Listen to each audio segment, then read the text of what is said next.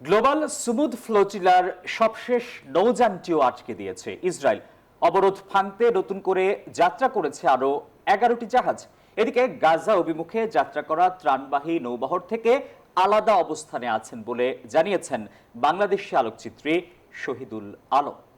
এর মধ্যেই নেতানিয়াহু বাহিনীর এই ন্যাক্কারজনক কর্মকাণ্ডের প্রতিবাদে রাজপথে নেমেছেন বিশ্বের বিভিন্ন দেশের মানুষ।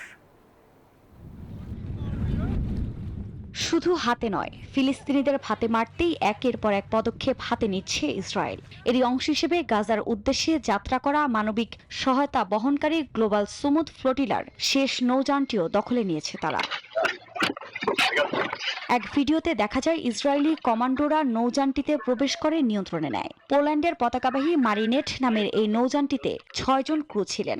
এ পরিস্থিতিতে ফ্লোটিলার অধিকার কর্মীরা অনির্দিষ্টকালের অনশন কর্মসূচি শুরু করেছেন বলে জানিয়েছে international committee to break the siege on Gaza. বান্ডেল থাকলে প্রতি সেনমানিতে টাকা বাঁচবে। বিকাশ সেনমানি বান্ডেল কিনে জিতুন প্রতি লেনদেনে। তবে আন্তর্জাতিক সংস্থা ফ্রিডম ফ্লোটিলা কোয়ালিশন FFC জানায় ইসরায়েলের অবরোধ ভাঙতে প্রায় 100 অধিকার কর্মী সহ গাজা অভিমুখে নতুন করে যাত্রা করছে আরও 11টি জাহাজ।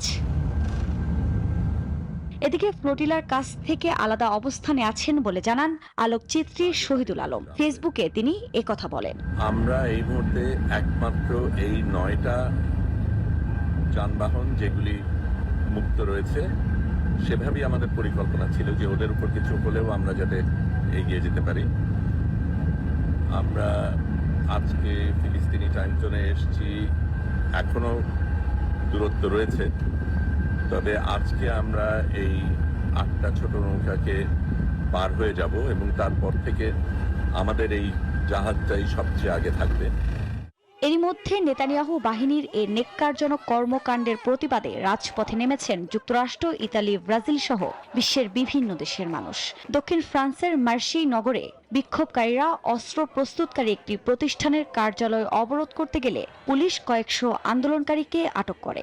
সাধারণ ধর্মঘটের ডাক দিয়েছে ইতালির প্রধান শ্রমিক ইউনিয়নগুলো। রোমের পুলিশ জানিয়েছে প্রায় 10,000 মানুষ বিক্ষোভ মিছিলে যোগ দিয়েছেন। বিক্ষোভ মিছিল হয়েছে তুরস্কের ইস্তাম্বুলের ইসরায়েলি দূতাবাস অভিমুখে। এছাড়াও ফ্লোটিলার সমর্থনে বিক্ষোভে যোগ দেন সুইজারল্যান্ডের প্রায় 3,000 মানুষ।